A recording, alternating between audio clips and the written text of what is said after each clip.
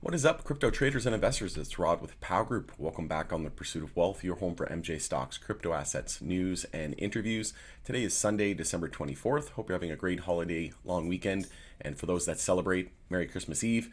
We celebrate Christmas in our family and wishing you a great holiday season from my family to yours. In this video, we're going to be discussing a stuck Litecoin transaction that I sent about a week ago, and I'm curious if this has ever happened to anyone. I'm going to give my thoughts and opinions on it, but very frustrating. After all these years, over a decade, proof of work still can't figure it out, and the saying goes, proof of work doesn't work, and it's never held more true. I'm going to be discussing what happened. And like I said, if this has happened to anybody in the past, please let me know because I'm looking to correct it and fix it. Luckily, I started with a small transaction. But before we get to it, make sure to smash the like. I would appreciate it. It helps support me in the channel. It doesn't cost you anything. If you're new, you can subscribe, tick the bell, and you'll be notified on any future videos or whenever I go live. So like I said, sent a Litecoin transaction about a week ago, and it still hasn't confirmed. It's not even showing on the blockchain. And you got your other alternatives like XRP, where I've never had this happen, right? You just send it and it's there in 3 seconds. It's confirmed, it's settled with finality, and it's there within 3 seconds. And there's never an issue. The fees are negligible, it's almost zero. And then you go to send, any of these proof of work coins like Bitcoin or Litecoin or even Ethereum is a joke right now. Ever since it went to proof of stake, yes, it's a little bit better, but the gas fees are insanely high, and it's just not a solution for the future. So we're going to be discussing that, and I'll give the details. But like I said, XRP, XLM, Algo, HBAR, all of these other alternatives are much more faster. But I'll jump into the details here in just a second. If you can follow us over on X as well, I would appreciate it, which is formerly Twitter. The handle for that is @GroupPow, and we recently signed up for Rumble and Odyssey platforms as well, just in case we ever get silenced here on YouTube, because there's a lot of content creators that are getting no warnings and no reason at all. They just get silenced on YouTube. So I want to prevent that from happening.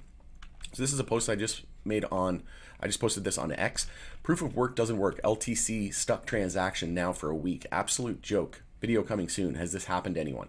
So I sent this using my ledger. I've got multiple hardware wallets, right? Not your keys, not your crypto. So I highly encourage you to use a hardware wallet. I've got a Ledger Nano S, I've got a Tangem wallet, the 3-card pack, and I've got a SecuX wallet as well. There'll be links for these in the description. I highly recommend self-custody and using the Tangem wallet. It's very affordable. It's only like $60 and it's very easy to use. Takes less than 5 minutes to set up.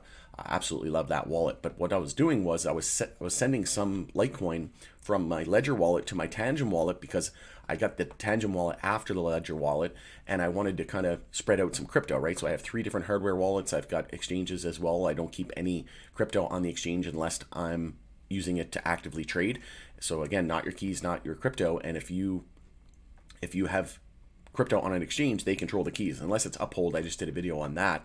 They have now Uphold Vault, which is assisted self-custody, where you have 2 keys and they have 1, so that if you ever lose one, you need 2 keys to unlock it, and they can help you recover that. So it's assisted self-custody, a little bit better, but I highly encourage you to only keep it on, self-custody, right? Eventually there'll be ETFs and things like that for all these cryptos. Bitcoin, probably Ethereum, probably XRP as well, and probably a multitude of other. But if you're looking for a place to buy XRP or any other altcoins, you can check out the links as well. There's Uphold, there's an affiliate link in the description below. I recommend Wealthsimple as well for Canadians. But essentially, I was transferring it from one wallet to another. You don't want to have too much crypto on one wallet either, right? You want to spread it out. So I have multiple hardware wallets, 3 in total. So I was sending some LTC just to kind of balance everything out and send it to a different wallet so that I de-risk, don't have all my eggs in one basket. And I was just playing around, and I said, okay, maybe I'll send a small transaction. And in hindsight, maybe 1.67 LTC was a little bit too much. So I sent 167 LTC. That equates to about $157 Canadian. And then the fee on Ledger basically said low, medium, high. So I was just like, okay, well, I'll send a small amount. In retrospect, I should have maybe only sent the bare minimum, not $150 Canadian. But it's still negligible. It's not a lot of money. $150, I don't really care too much. It was only, less than 1% of my entire LTC holdings. So I sent it, and I was like, oh, I'll just, I seen these fee options, and I was like, okay, like I'm not in a rush. Maybe I'll just try the small fee option and see how it goes. So I hit the small fee and you can see here the fee says $0, 0.0000368 LTC. I didn't select that. I just hit small fee, right? The small option. And a week later, I sent it on December 17th. It is December 24th. It's still not arrived. It says not confirmed. And when I go to the blockchain on BlockCipher, and I've tried multiple different options as well, not just BlockCipher, but it says no transaction found with the hash. And I've done some research, and it says that basically it's stuck in the mempool. So it hasn't actually, like on a node somewhere, it hasn't actually hit the blockchain because it hasn't been mined because of the low fee. And what miners do is they pick the high fees first, and then it goes down the chain basically. And basically no miner is processing my transaction because it's a low fee, which is absolutely ridiculous. And like the fact that I sent this over a week ago, we're now what, over 10 years, we're over a decade into this thing that we call crypto, right? And LTC Bitcoin can't figure it out. Like proof of work just doesn't work, and there's tons of articles here. This is a Medium article on why proof of work is not viable in long-term solutions, like PoW, nice acronym, but just absolute garbage technology. It's dinosaur tech. It's like comparing high-speed internet to dial-up. Like Bitcoin is dial-up, and then you got your high speeds, like your XLMs and your XRPs and your algos and your H-bars. And even Solana is much quicker, but the blockchain's been halted multiple times. That doesn't really seem like a viable solution for the future. But proof of work, POW, like I said, great acronym, but terrible consensus mechanism, because proof of work is weak security compared to proof of stake. They just go through a bunch of things here. So original selfish miner attack, right? You got the 51% attack where if you control the hash power, you can basically attack the system. And then it goes on to talk about a bunch of different risks and vulnerabilities, but proof of work doesn't work. That is the saying, and it's very true. I think that this was just created as a prototype. Even Joe Lubin himself said that, and we'll talk about the gas fees here in a moment because that's a good segue. But even Joe Lubin, the co-founder of Ethereum, said that Ethereum was just a prototype. And then later on, they converted from proof of work to proof of stake, which we know that the SEC is saying that proof of stake is now a security, right? So that is and I would argue that it probably is, right? And I think Ethereum did do an unregistered ICO, right? So they're probably going to get hit with a lawsuit, but maybe not, because there's so much corruption, and inside, they probably don't want to expose the corruption inside the SEC, right?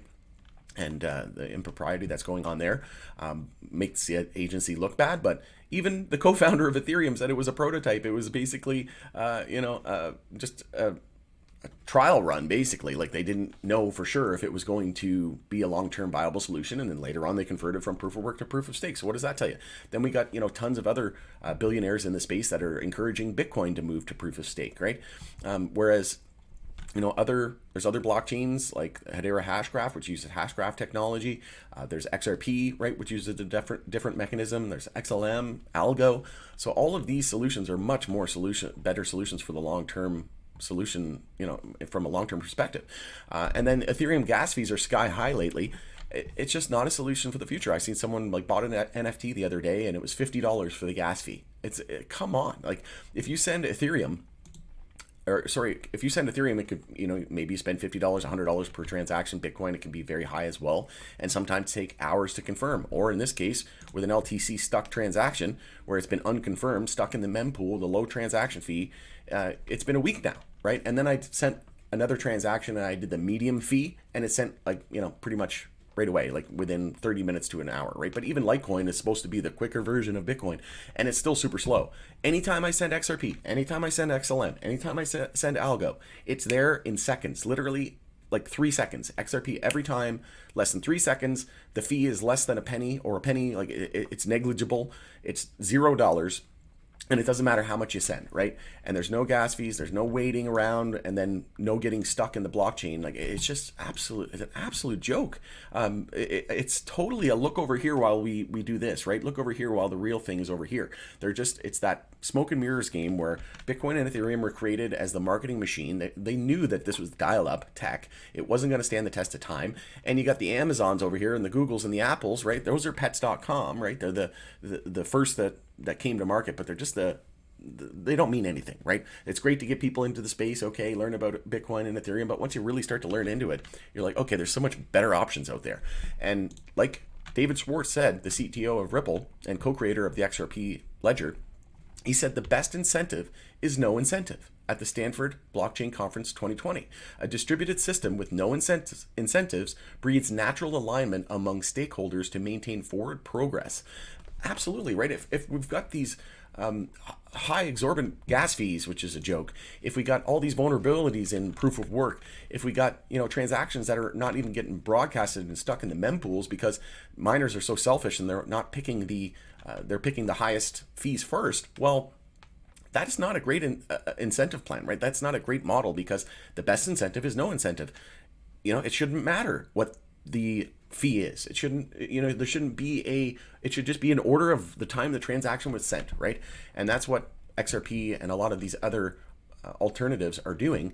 And like I said, it's lightning fast. It's the speed of light. It's literally in 3 seconds with finality. There's no sitting there twiddling your thumbs waiting for the transaction to confirm for hours on end. If it's a busy time in the blockchain, if there's congestion and there's a lot of activity, it can take a really long time, right? It can take hours and hours and hours. I've seen sometimes where Bitcoin transactions took 24 hours to confirm. That is not a solution for the future. And then sending $50, imagine buying a coffee with Ethereum and paying $50 for the gas fee. Okay, $55 coffee at Starbucks. Okay, that sounds like a solution for the future. Or you're at Starbucks and you go to send your proof of work Bitcoin and it takes 24 hours because the network's congested. Or you could just use XRP and send it in 3 seconds with less than a penny. It sounds so difficult to determine. Like, I don't know, like, how does the rest of the world not buy this BS, right? Like, it's total BS. The whole Ethereum marketing machine, the whole Bitcoin marketing machine is just created as a distraction. It is to distract you from the real winners in the space, the Apples, the Amazons that are going to change this financial future and the financial system. And that is your XRPs, your XLMs, your 8 bars, your algos. There's too many to name. But I think those are going to be, the main four. And full disclosure, I do hold them in my portfolio, and this isn't financial advice. This is for entertainment purposes only. You should never ever buy or sell anything based on anything that I write or anything that I say. But just do a little bit of research. If I talk to anybody that has done, even a few hours of research, I would argue that you probably need to do like at least 10 to 20 hours of research just into Bitcoin before you even buy it. And then another 10 hours into Ethereum, then another 10 hours into XRP. If it were me, I'd start with XRP. But that's just not how the marketing machine works, right? When you go on CNBC or any of these mainstream media, all they ever talk about is Bitcoin and Ethereum, Bitcoin and Ethereum. Why is that? It's because they're the best?